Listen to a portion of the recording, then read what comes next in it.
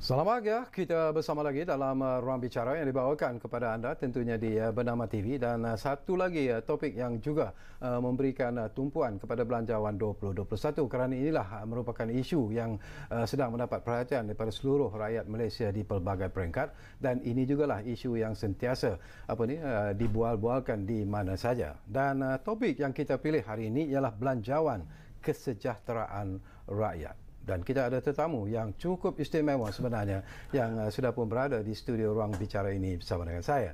Jadi kita ingin mengucapkan selamat datang dan setinggi-tinggi terima kasih kepada yang berbahagia Tuan Johan Mahmud Marekan yang merupakan pengarah Belanjawan Negara. Jadi Tuan, apa khabar? Khabar baik. Terima kasih Datuk Syarkawi. Terima kasih kerana undang saya untuk kami cukup bangga sebenarnya dapat bersama dengan Tuan Johan. Ini merupakan satu isu yang cukup menarik sebenarnya. Ya.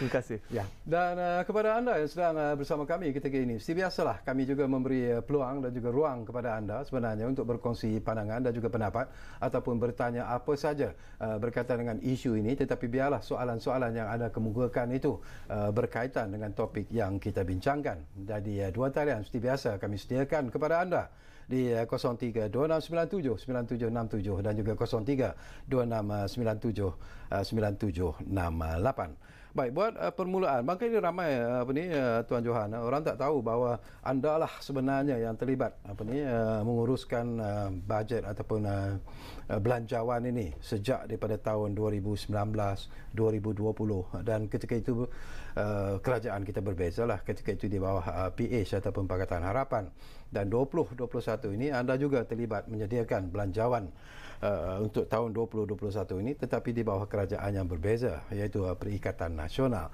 Jadi apakah perbezaan itu memberi impak atau berkesan sebenarnya dalam penyediaan bajet itu secara keseluruhannya, Tuan? Okey, terima kasih Datuk. Sebenarnya yang pertama sekali saya perlu tegaskan bahawa sebenarnya usaha untuk menyediakan belanjawan bukan satu usaha berpasukan. Sebenarnya yang melibatkan banyak daripada bahagian di Kementerian Kewangan. Saya bertugas di bahagian belanjawan negara, tetapi juga rakan-rakan saya bahagian cukai, bahagian fiskal dan pelbagai bahagian juga turut terlibat, sebab ini bukan satu mungkin usaha puncak untuk Kementerian Kewangan tiap tahun dan diterajui oleh Ketua Setiausaha Pembelajaran dan timbalannya, dan juga disokong oleh bahagian-bahagian yang berkenaan seperti saya juga. Tapi mungkin yang saya perlu tekankan, Belanjawan 2021 mungkin satu perkara yang unik, sebab isunya ialah tahun ni ialah negara kita telah terlanda oleh COVID. Inilah satu mungkin sekali dalam kehidupan. Ini satu isu yang mungkin tidak pernah dialami oleh negara. Inilah satu bermula dengan satu krisis kesihatan, tapi sekarang jadi satu krisis ekonomi dan satu krisis ekonomi sedunia. Dalam konteks tersebut, inilah satu-satu tahun yang saya rasa pertama sekali dalam sejarah Kementerian Kewangan di mana pihak kami terpaksa menyediakan pakej rangsangan, bukan satu, bukan dua, malah dah 3-4 dah pakej rangsangan yang telah disediakan sebelum belanjawan. Itulah mungkin satu keistimewaan, tapi mungkin juga satu cabaran menunjukkan kepada betapa serius keadaan yang perlu ditangani oleh kerajaan pada masa inilah. So itulah mungkin satu yang agak berbeza daripada mana-mana tahun yang sebelum ini, sebab isu yang perlu diimbangi oleh pihak kerajaan.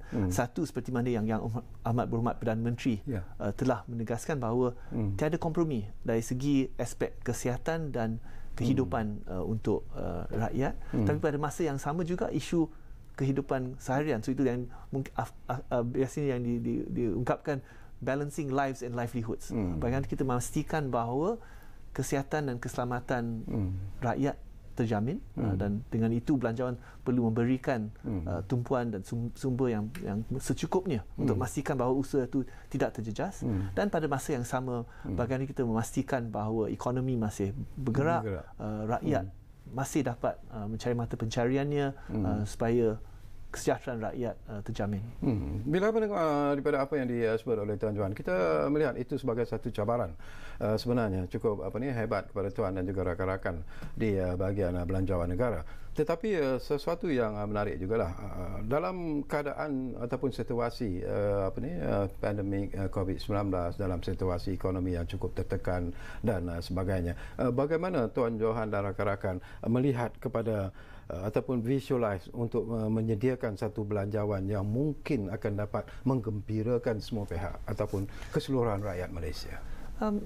Seperti setiap tahun, Kementerian Kewangan sememangnya berusaha untuk memastikan semua golongan berkepentingan diambil kira dalam penyediaan belanjawan, walaupun kita berdepan dengan krisis COVID, tetapi pada masa yang sama kita tidak boleh mengabaikan aspek-aspek lain, kumpulan ekonomi, kumpulan perniagaan, kumpulan sosial, keselamatan. Ini semua perlu diambil kira dalam satu belanjawan tahunan yang mengambil kira jentera kerajaan di pelbagai kementerian untuk memastikan bahawa kelangsungan dari segi perkhidmatannya dan juga usaha mereka dan objektif mereka. Tapi pada masa yang sama, untuk belanjawan 21, kita bermula dari segi dengan mendapatkan dari segi pandangan dan juga dari segi dorongan daripada Yang Berhormat Perdana Menteri apa keutamannya. So itulah mungkin titik permulaan untuk penyediaan belanjawan 21 dan sememangnya Yang Berhormat Perdana Menteri memang menekankan aspek kesejahteraan rakyat. Walaupun dari segi dalam ucapan belanjawan 21, Yang Berhormat Menteri Kewangan telah mengutarakan 3 matlamat utama, iaitu menjamin kesejahteraan rakyat, memastikan kelangsungan perniagaan dan juga dari segi menjamin ketahanan ekonomi. Tapi mungkin Datuk pun perasan hampir setengah daripada ucapan belanjawan itu tertumpu kepada kesejahteraan rakyat. Dan inilah satu dari segi keutamaan bagi Yang Berhormat Perdana Menteri, khususnya mungkin Datuk pun mungkin teringat Yang Berhormat Perdana Menteri ada singgah di satu PPR di Setapak, dan selepas itu telah dibuat beberapa dari segi pengumuman bahawa yang pertamanya ialah bagaimana kita memastikan bahawa golongan rentan ataupun yang mudah terjejas. Saya rasa kerajaan telah memberi satu tumpuan kepada golongan miskin dan B40, mandangkan biasanya kumpulan ini yang semasa krisis ekonomi, mereka ni biasanya lah makan kais pagi makan pagi. Betul. Simpanan dia pun terhad dan dengan itu tumpuannya kepada golongan tersebut.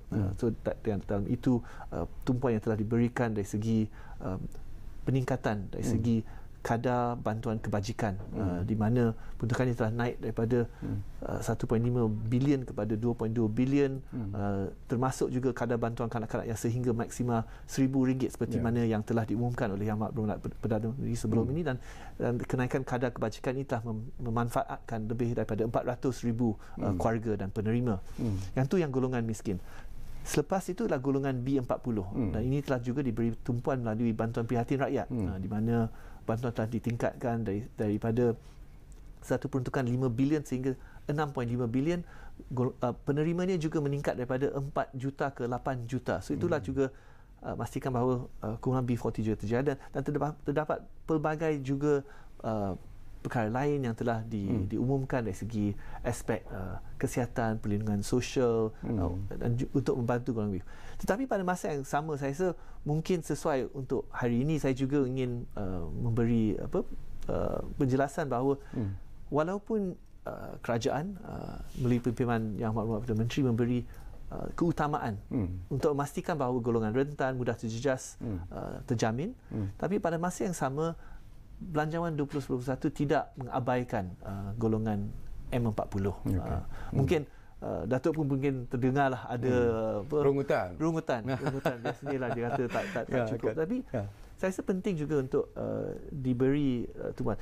Kalau dibandingkan seumpamanya belanjawan 2021 dengan belanjawan 2020, terdapat lebih mungkin dari segi pelepasan cukai yang telah diumumkan dalam Belanjawan 2021. Antaranya pengurangan 1% untuk mereka yang julat pendapatan bercukai di antara RM50,000 hingga ke RM70,000. Dan selain daripada itu, dapat pelbagai dari segi pelepasan cukai yang telah ditambah baik. Antaranya untuk pelepasan gaya hidup, di mana ditingkatkan daripada RM2,500 ke RM3,000 dengan penghususan pada aktiviti sukan dalam konteks krisis kesihatan. Kita juga ingin menggalakkan rakyat supaya dengan gaya hidup sihat. Selain itu juga dari segi potongan-potongan yang berkaitan dengan kesihatan, seumpamanya dari segi pelepasan untuk kos jaga diri, dari segi kos saringan kesihatan telah ditingkatkan. Jika dari segi potongan jika membiayai kos kesihatan untuk ibu bapa juga dinaikkan sehingga RM8,000. Juga dari segi potongan jika memerlukan untuk vaksin juga. So di antara itulah antara potongan-potongan yang telah diumumkan dalam Belanjawan 2021 menunjukkan tumpuan kepada M40. Tapi selain itu, mungkin apa yang penting secara amnya, kerajaan juga mengambil kira bahawa dalam satu krisis ekonomi, isu kos hari hidup dan juga aliran tunai adalah satu isu yang juga M40 menghadapi. Dan dengan itu juga telah ada bantuan yang diumumkan untuk M40 secara amnya, dan ada juga yang diumumkan pada mereka yang terjejas. Untuk mereka yang secara amnya, macam potongan cukai yang saya baru jelaskan, yang tu membantu semua M40.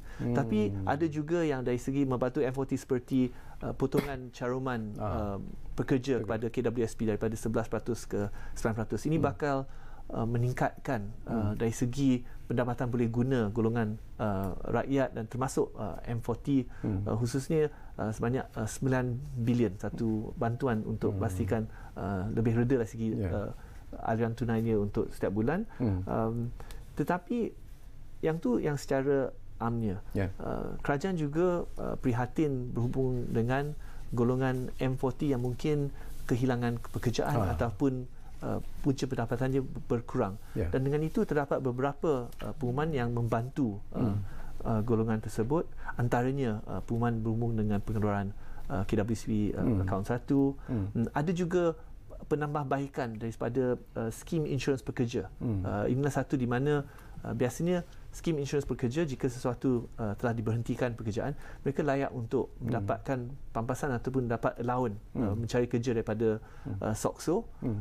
Kadar untuk skim tersebut telah ditingkatkan sebagai satu contoh untuk mereka yang mungkin berpendapatan sehingga RM4,000 sebulan. Di bawah penambahbaikan tersebut, mereka bakal menerima RM6,000 tambahan di bawah skim allowance insurans pekerja. Selain daripada itu, kami juga mengambil maklum bahawa mungkin dalam tahun hadapan mungkin ada lebih ramai yang mungkin diberhentikan kerja, dan yang itu layanan cukai untuk mereka yang menerima pampasan pemberian pekerja juga telah dilonggarkan supaya mereka boleh menerima lebih besar daripada pampasan tersebut tanpa dikenakan cukai. Dan di samping itu, I think satu isu yang kerajaan sangat prihatin ataupun mengambil berat adalah isu pengangguran. Seperti mungkin Datuk sedia maklum, kadar pengangguran pada masa ini, pada tahun ini, dia mencecah 5.3% pada bulan Mei. Dia dah sederhanakan sedikit, yang terkininya bulan September 4.6%. Tapi ini bukan antara tahap yang tertinggi yang dialami oleh negara Malaysia. Mungkin kita tak mengalami sehingga tahap ni mungkin untuk 3 dekad. Yang time yang last kali yang kita pada tahap ni mungkin tahun yang 80-an. Sejak itu kadar pengangguran tak sekadar ini. Tapi mengambil kira golongan M40 khususnya, kerajaan telah umumkan antaranya satu dari segi dana latihan semula RM1 bilion. Itu antaranya adalah beberapa program untuk membantu mereka yang mungkin kehilangan kerja untuk dapat kerjaan baru. Dan juga ada satu juga yang dipanggilkan skim pengambilan pekerja ataupun hiring incentive, di mana sebelum ini telah diumumkan semasa skim perangsangan ekonomi prihatin dan bencana, di mana majikan diberi satu insentif untuk mengambil pekerja baru. Kadar ini tetap mungkin di antara 600 hingga 1000 sebulan. tetapi mengambil kira isunya lebih kepada membantu mereka yang mungkin dalam golongan M40. Sebab biasanya walaupun mungkin ada graduan baru yang menghadapi kesukaran dalam kerja, tapi biasanya mereka mungkin dah 40 tahun, dia ada pekerjaan yang mungkin dah M40, mungkin dia gaji dia 8,000. Golongan ini mungkin akan mengalami kesukaran yang lebih dalam mendapat kerja. Antaranya kita dah saya sebut penambahbaikan skim insurans pekerja, tapi dari segi bagaimana kita nak memberi insentif yang lebih kepada majikan untuk menggajikan pekerja seperti berikut. Apa yang telah diumumkan dalam ucapan belanjawan oleh yang berhormat Menteri Kewangan ialah di mana majikan satu untuk penganggur biasa didapat sehingga 40% subsidi daripada gaji pekerja untuk 6 bulan. So sebagai contoh, jika seorang dapat pekerjaan 10,000, kerajaan akan beri 4,000 untuk 6 bulan. So itu 24,000 bantuan dari kerajaan untuk membantu mereka yang menganggur untuk dapat pekerjaan baru, satu insentif ataupun dorongan pada majikan. Tapi jika mereka dalam kategori yang dibuang kerja ataupun lama menganggur mungkin 6 bulan, kerajaan akan tambah pula insentif hingga ke 60%. So mungkin dalam contoh tersebut dia dapat kerjaan 10,000, kerajaan akan beri sehingga 6,000 untuk 6 bulan, 36,000. Antara menunjukkan tumpuan yang diberikan lebih kepada M40 dalam aspek membantu mereka untuk mendapatkan pekerjaan baru. Dalam masa sebelum tu saya nak dapatkan pandangan Tuan Johan juga lah. Isu yang dimainkan dengan begitu panas sekali di luar sana sekarang ni, bila kita bercakap tentang bantuan kepada golongan tak kira lah sama ada M40 ataupun B40 yang mungkin kehilangan kerja dan sebagainya. Sekarang ini mereka melihat kepada pengeluaran dari akaun satu simpanan dalam KWSP, dan saya tahu ia masih lagi dibincangkan di peringkat parlimen dan sebagainya. Tetapi pada pandangan Johan, apakah itu akan meringankan sedikit bebanan yang mungkin ditanggung oleh golongan B40 dan juga M40 yang mungkin sekarang ini sedang menghadapi kesukaran dari segi keuangan, kehidupan dan sebagainya, Tuan? Ini bukan satu perkara yang kerajaan perlu mengkaji perkara ini dengan teliti dan mendalam. Sebab kerajaan juga perlu mengimbangi di antara keperluan jangka pendek dari segi seseorang yang mungkin menghadapi isu aliran tunai, ekoran kehilangan ataupun pengurangan pendapatannya. Dan pada masa perlu berimbangi keperluan jangka pendek itu dengan keperluan jangka panjangnya, iaitu kebajikannya bila dia bersara dari segi menghadapi mesti ada simpanan yang mencukupi. Dan sebenarnya seperti mana yang berhormat Menteri Kewangan pernah sebilangan besar sudah tidak ada simpanan yang mencukupi untuk menyara kehidupan selepas untuk bersara. tempoh bersara, dan itu kerajaan juga perlu mengambil aspek berhati-hati dan dalam mengimbangi dua perkara ini, dan mungkin elok diulangi untuk pendengar bahawa setakat ini kerajaan sudah pun mengambil beberapa langkah berhubung dengan KWSP. Antaranya dari segi pengurangan caruman pekerja bulanan yang dikurangkan tahun ini untuk daripada 11% ke 7%, dan tahun depan daripada 11% ke 9%. Itu sudah ada satu yang mengurangkan aliran tunai kepada KWSP dan meningkatkan pendapatan boleh guna oleh ahli ataupun mencarum KWSP. Keduanya, Air Lestari telah diumumkan lebih awal yang membenarkan ahli pencarum KWSP mengeluarkan 500 sebulan untuk tempoh 12 bulan. Dan yang tu dibuka untuk semua ahli, dan apa yang telah diumumkan dalam ucapan belanjawan itu ialah penambahbaikan pada itu yang membenarkan untuk mereka mengeluarkan daripada akaun satu sehingga 500 lagi tiap bulan untuk tempoh setahun. Itu yang telah dicadangkan. Dan seperti mana Datuk Sedia Maklum dan juga YB Menteri Kewangan pun dah sebut perkara inilah, perkara ini tengah dikaji, mengambil kira pandangan-pandangan yang telah diterima, yang antaranya meminta kerajaan untuk mengkaji semula dari segi bilangan yang layak, dan juga dari segi berapa yang dapat dikeluarkan. Tapi seperti mana yang dijelaskan, sebenarnya sudah beberapa beberapa perkara telah dibuat oleh kerajaan untuk membantu dari aspek KWSP, dan kita juga tidak mahu juga menjejaskan masa depan mereka, dan itu kali masih dibincang dan juga dikaji. Tapi seperti mana yang telah disebut, kita tidak seharusnya bergantung sahaja kepada KWSP, dan dengan itulah antara sebabnya kerajaan juga telah, seperti mana saya tadi sebut, menambah baik skim insurans pekerjaan. So mereka yang kehilangan pekerjaan, mereka juga ada penerimaan bantuan yang tambahan daripada kerajaan. Itulah satu yang membantu. Selain itu, dari segi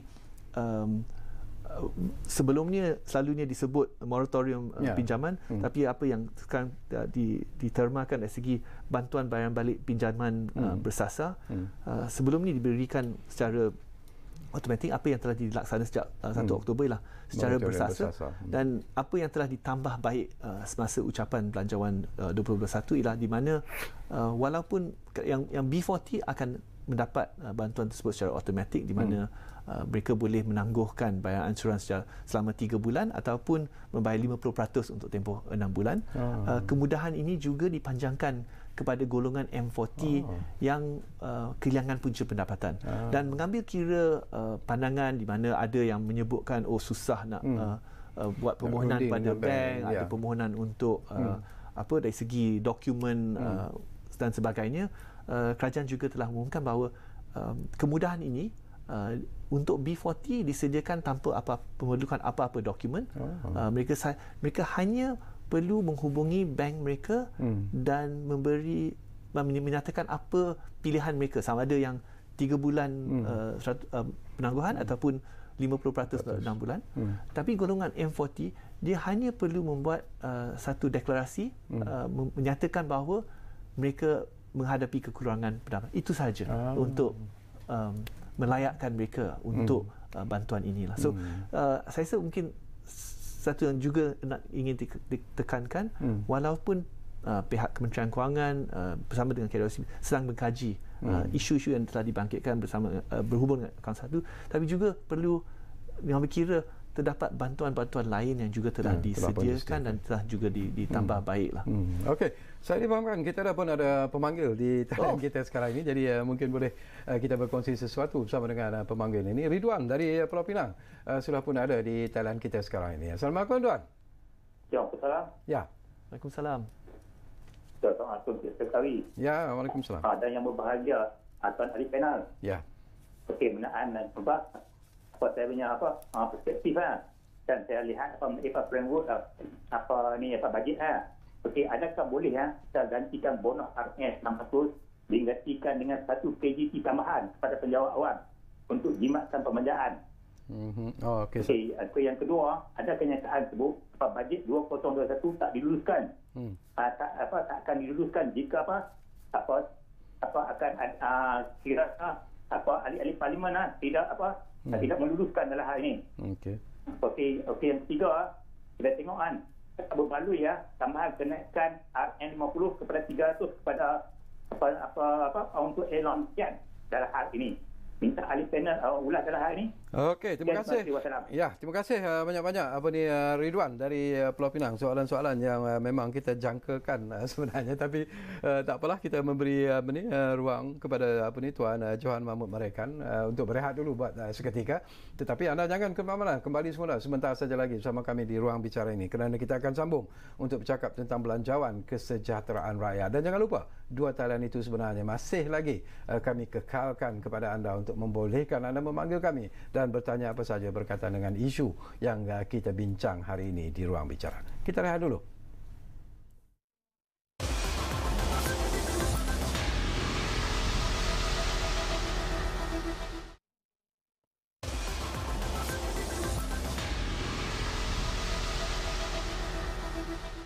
Baiklah, kita bersama semula di ruang bicara ini dan kita masih lagi bercakap tentang belanjawan kesejahteraan rakyat, dan tentunya kita masih lagi bersama dengan yang berbahagia Encik Johan Mahmud Marekan, iaitu pengarah belanjawan negara.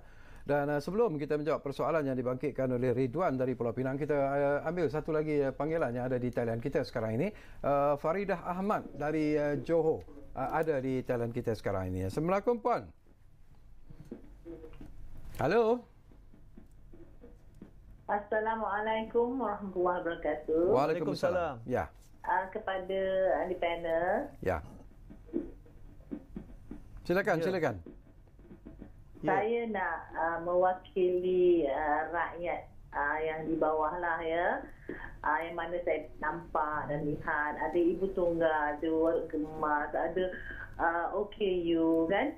Yang di bawah yang kerajaan cakap nak bagi tolong setiap rumah meja dia ada makanan. Tetapi adakah dengan RM500 sekali bagi je, nak daripada bulan 5 sampai hari ni tak pernah dapat apa-apa. 500 kalau dalam satu keluarga, satu bulan ni dah habis. Okey. Habis macam mana membantu kepada rakyat macam ini? Dan bila tanya pejabat KDN, dia cakap, oh tak lulus. Tunggu, isi borang, isi macam-macam lagi pun sampai sekarang tak dapat apa-apa. Okay. Siapakah yang sebenarnya yang layak terima? Dan berapakah yang sepatutnya seseorang tu dapat terima sepanjang keadaan macam ni? Okay. Itu saja. Saya minta penjelasan daripada pihak panel. Ya, okey, faham. Terima kasih banyak-banyak Puan Faridah Ahmad. Jadi itu luahan hati sebahagian ataupun salah seorang daripada rakyat Malaysia yang mungkin ialah mengharapkan sesuatu sebenarnya, terutamanya daripada kerajaan dan juga dari belanjawan ini.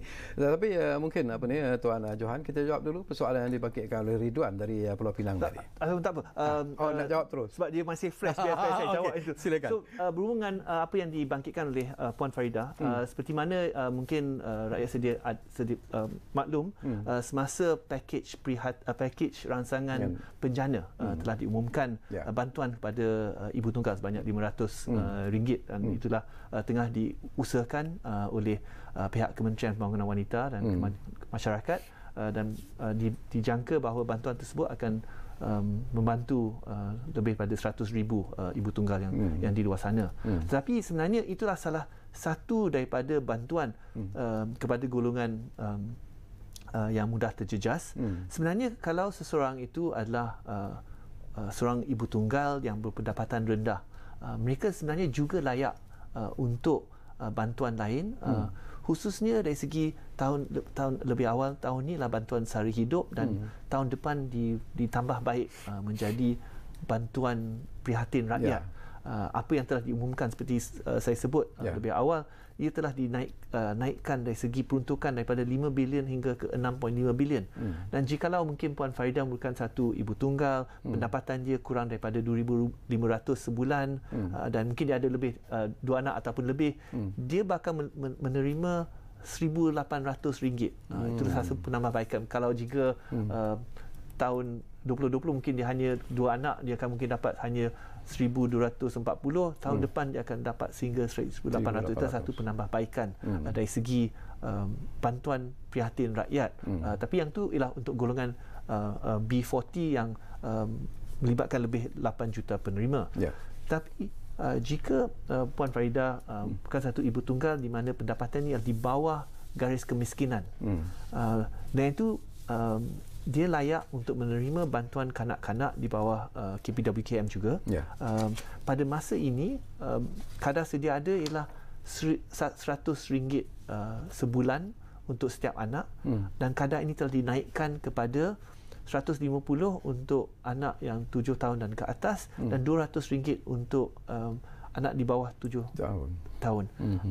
Dan ini mungkin sehingga maksimal RM1,000 sebulan. So inilah satu di mana jika dapat ibu tunggal yang memang miskin, mereka mendapati mungkin sehingga RM1,000 sebulan. Itulah antara satu daripada jaminan yang telah dibuat oleh Amat Berhormat Perdana Menteri, dan inilah satu tumpuan yang diberikan. Bantuan kanak-kanak ini sahaja dijangka akan melibatkan 500 juta untuk tahun depan, dan inilah salah satu daripada bantuan tadi Puan Faridah sebut dia secara sekali saja mungkin tidak membantu, tapi untuk mereka yang miskin dalam keadaan ini, dia akan dapat bantuan bulanan melalui Jabatan Kebajikan. So itu satu yang untuk menangani isu yang dibangkitkan oleh Puan Faridah. Balik pada Encik Ridwan, saya jangka Encik Ridwan mungkin seorang pejabat awam. Satu yang perlu sebut ialah seperti mana yang Datuk kita bermula perbincangan hari ini, kerajaan perlu mengimbangi beberapa perkara. Salah satu daripada ini bagaimana kita memastikan bahawa satunya mencukupi sumber untuk kerajaan menangani isu COVID-19. Yang keduanya dari segi bagaimana kita membantu golongan-golongan mudah terjejas dan golongan rentan. Dan mungkin itulah keutamaan pada kerajaan dari segi mengutamakan peruntukan. Tapi pada masa yang sama seperti yang juga dibincang sebelum ni, kita tak boleh mengabaikan pelbagai kumpulan-kumpulan berkepentingan dan termasuk juga ialah perkhidmatan awam yang telah bekerja tungkus lumus dalam membantu dari segi rakyat dalam keadaan seperti hari ini. Apa yang telah diumumkan ialah satu bantuan khas kewangan kepada semua penjawat awam, lebih 1.5 juta daripadanya. Dan ini adalah satu penambahbaikan daripada tahun lepas. Tahun lepas hanya 500. Ini kita tambah baik 20% naik ke 600. Mungkin untuk beberapa mungkin rasa ini tak banyak, tapi dari segi sebab kita lebih 1 juta penjawat awam, bantuan khas kewangan ini melibatkan peruntukan lebih daripada 1 bilion untuk membiayainya. So itulah mungkin sekadar yang kerajaan mampu. Kenaikan KGT yang biasa akan terus dibuat. Apa yang Encik Ridwan bangkitkan ialah KGT tambahan untuk tahun depan. Tapi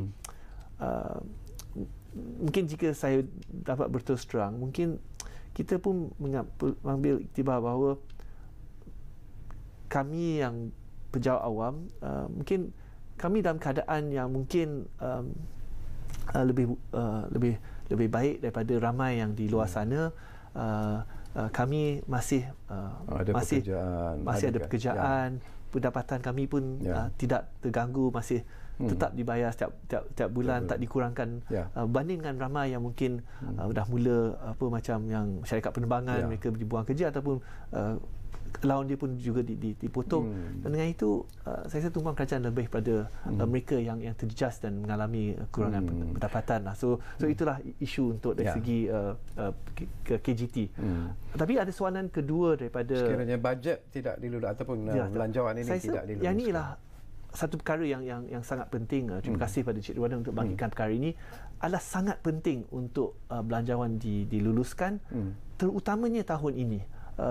Seperti mana Yang Berhormat Menteri Kewangan pernah menyatakan, jika belanjawan 2021 ini tidak diluluskan, ia bakal menjejaskan kelangsungan usaha kerajaan menangangi COVID-19.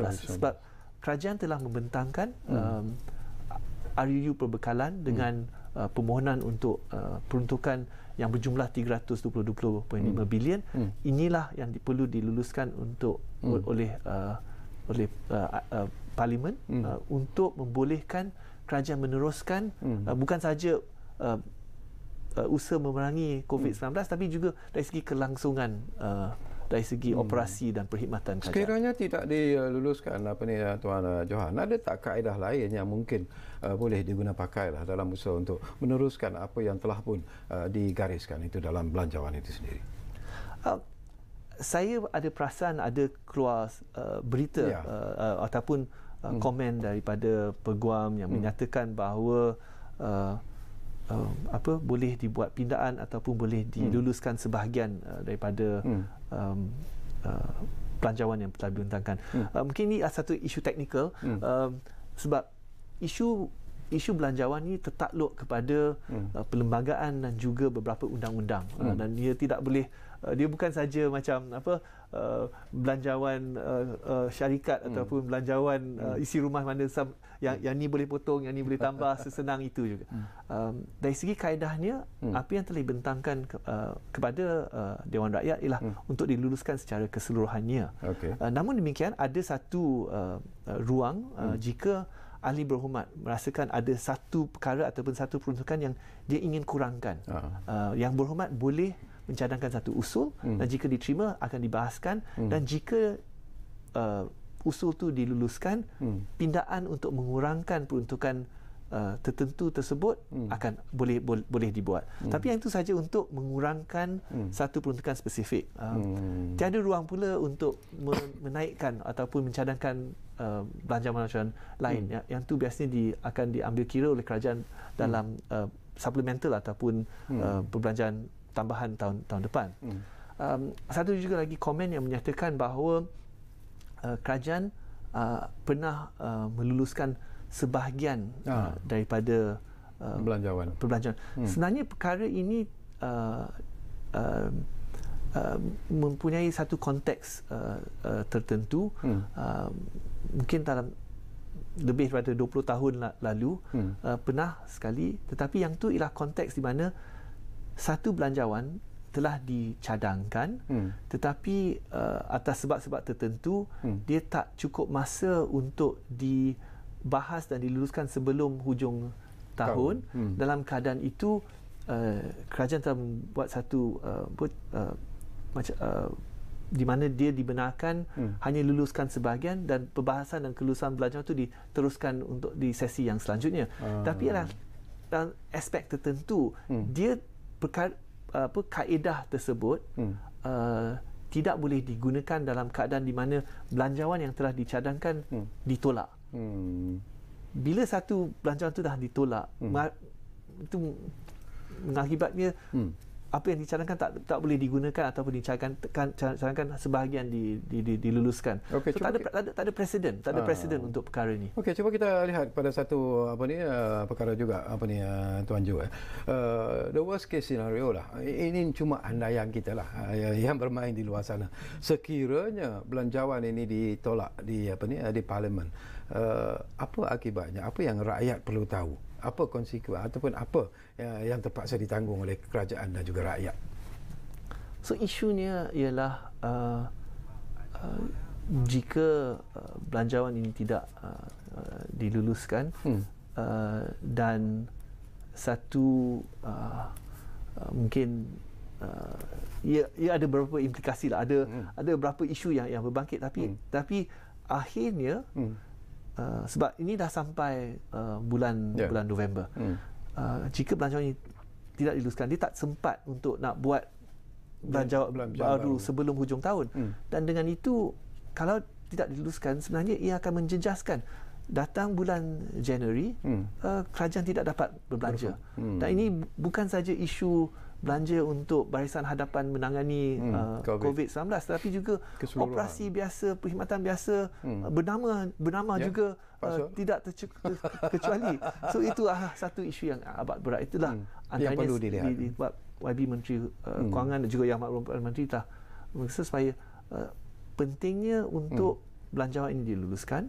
Mungkin jika ada beberapa cadangan-cadangan yang dibuat oleh yang berhormat, cadangan untuk membuat mungkin tambahan peruntukan untuk program-program tertentu.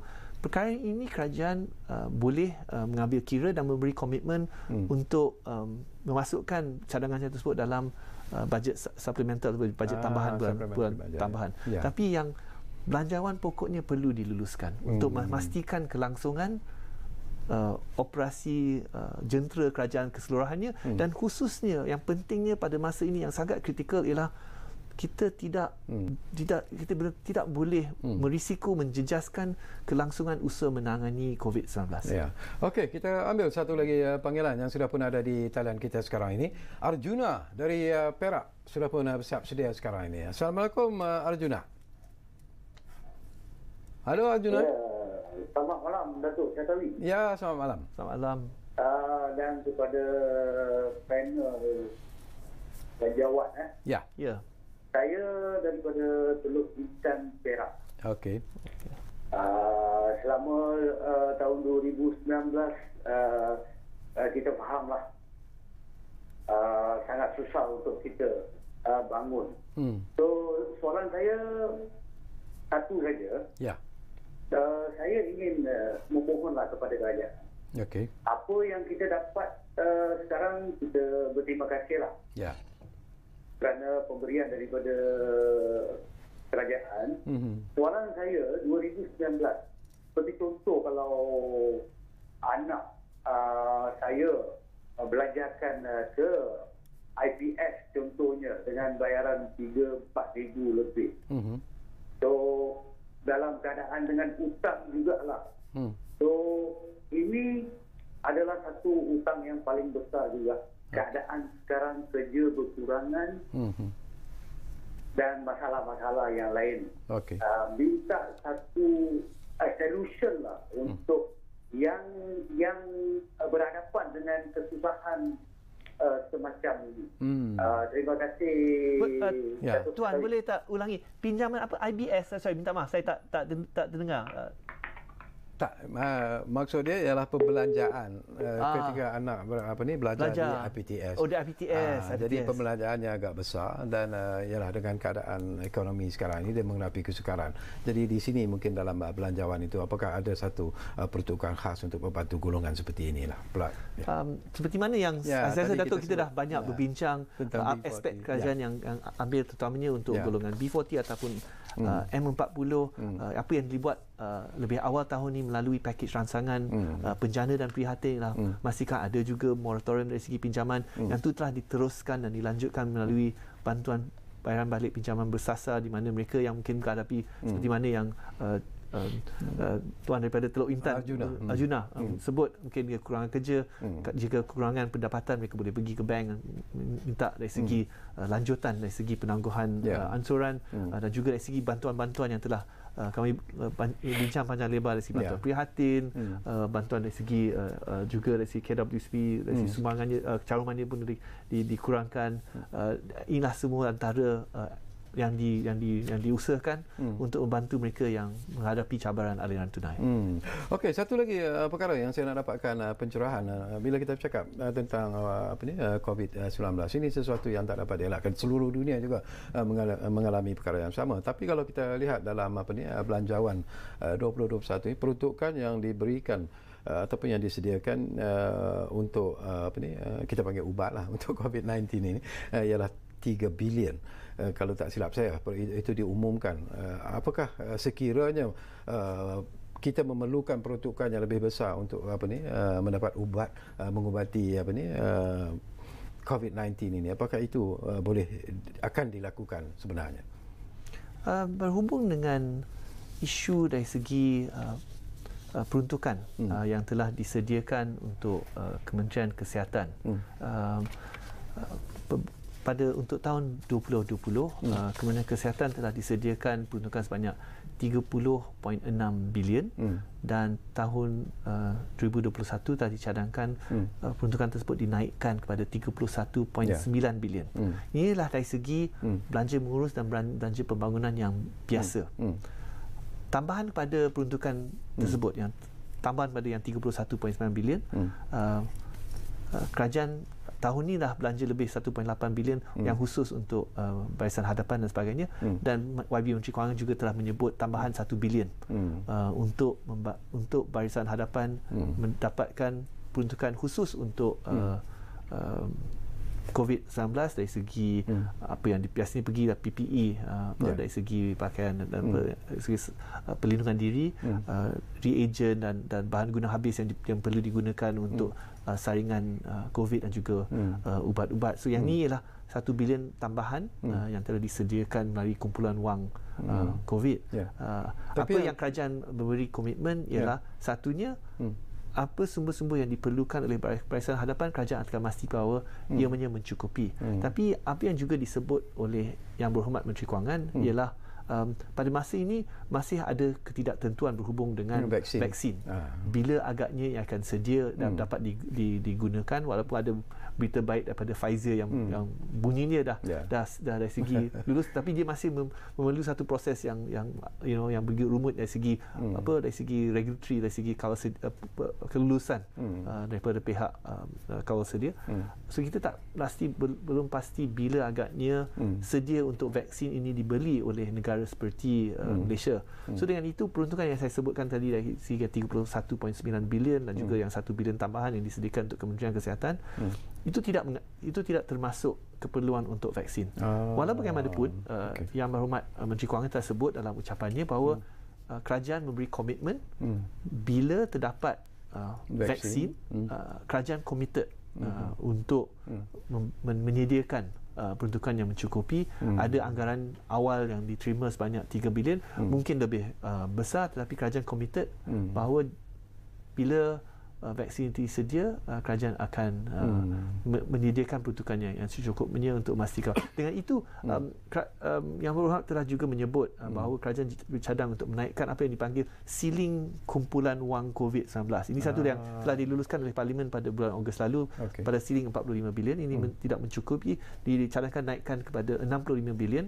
20 bilion tambahannya, sebahagian daripada 10 bilion ialah untuk membiayai pakej rangsangan Kita Prihatin yang diumumkan pada bulan Oktober. Yang 10 bilion lagi ialah satu kombinasi dari segi satu untuk yang bantuan prihatin, bantuan yang 1 bilion tambahan yang diperlukan kepada yang bakinya mungkin 3 bilion itulah yang mungkin bakal digunakan jika diperlukan untuk vaksin. Okey, satu lagi isu yang saya nak dapatkan pandangan Tuan Johan. Ini juga dibangkitkan di Parlimen khususnya lah. Ramai ahli-ahli Parlimen sendiri yang menyuarakan pandangan dan juga pendapat bahawa dalam belanjawan kali ini kadang-kadang peruntukan yang terlalu besar diberi kepada pembangunan atau kepada repairing work dan sebagainya, memperbaiki bangunan, memperbaiki persarana pejabat dan sebagainya. Sesuatu yang mungkin tidak diperlukan pada masa kini disebabkan oleh situasi ekonomi yang begitu tertekan. Peruntukan itu mungkin boleh dialih dalam usaha untuk memberi lebih kepada rakyat daripada tumpu kepada pembangunan yang sedemikian. Ini Datuk, ini soalan yang agak baik. Terima kasih untuk bertanyakan soalan ini. Ini sebenarnya saya pun rasa inilah satu hujah yang mungkin tidak bertanggungjawab yang telah dibuat oleh ahli sesetengah ahli yang berhormat. Sebab mungkin itu isu satu populis yang menyatakan ambil daripada yang untuk belanja pembangunan dan berikan pada untuk belanjawan bantuan rakyat. Tapi isunya yang selalu yang perlu diimbangi seperti mana yang telah disebut di awal, balancing lives and livelihoods. Bagaimana kita nak mengimbangi keperluan keselamatan dan hidup rakyat, tapi juga dari segi memastikan bahawa terdapat aktiviti ekonomi, memastikan bahawa ada peluang pekerjaan dan juga mata pencarian untuk rakyat. Sebab jika hanya diberikan bantuan, dan masalahnya bantuannya tidak semestinya menjandakan aktiviti ekonomi. Kita mesti pastikan bahawa mereka yang terjejas dapat dibantu. Pada masa yang sama, kerajaan juga memastikan bahawa terdapat aktiviti ekonomi yang dapat dijana. Dan masalahnya pada masa ini, semasa krisis COVID, sektor swasta itu mungkin dah merudum sedikit. Itulah masa yang sangat diperlukan untuk kerajaan datang untuk meningkatkan perbelanjaannya. Dengan itu, kerajaan telah meningkatkan perbelanjaan pembangunan daripada anggaran 2020 50 bilion sehingga ke 69 bilion. Peningkatan itu agak penting, dan daripada peningkatan 19 bilion ini, antaranya telah diumumkan fokus kepada projek untuk kontraktor kecil semampunya. 2.5 bilion telah dikhususkan untuk kontraktor G1 ke G4. Ini harapnya membantu juga dari segi merancangkan dari segi aktiviti ekonomi di peringkat akar umbi. Sebab perkara-perkara macam penyelenggaraan baiki kecil, itulah projek-projek yang dapat dilaksanakan dengan cepat, dan bila duit tu salur ke akar umbi dapat menjanakan dari segi kontraktor dapat kerja, dia gajikan pekerja, bahan binaan pun dapat dari segi bisnes yang pada masa ini mungkin sebab projek pembangunan dari segi sektor swasta, pembangunan hartanah ni mungkin dah kurang, dan dengan itu sangat penting untuk kerajaan masuk. Dan juga telah diumumkan bahawa projek skala besar sehingga 3.8 bilion akan mula dilaksanakan pada separuh tahun pertama untuk memberikan kerja-kerja baru untuk kontraktor pembinaan juga yang mungkin pada masa ini juga menghadapi kekurangan pekerjaan. Dan biasanya kita nampak bahawa projek-projek pembinaan terutamanya yang projek yang melibatkan kontraktor tempatan, dia melibatkan satu projek kesan sampingan spin-off yang lebih tinggi, dan diharapkan dia membantu menjanakan aktiviti ekonomi dan juga membantu mewujudkan peluang pekerjaan. Inilah satu perkara yang amat penting untuk kerajaan. Semasa kita memastikan bahawa peruntukannya mencukupi untuk COVID, kita juga memastikan bahawa juga peruntukan tambahan untuk projek pembangunan, merancangkan aktiviti ekonomi supaya kita dapat membantu mewujudkan peluang pekerjaan untuk kehidupan dan kesejahteraan rakyat.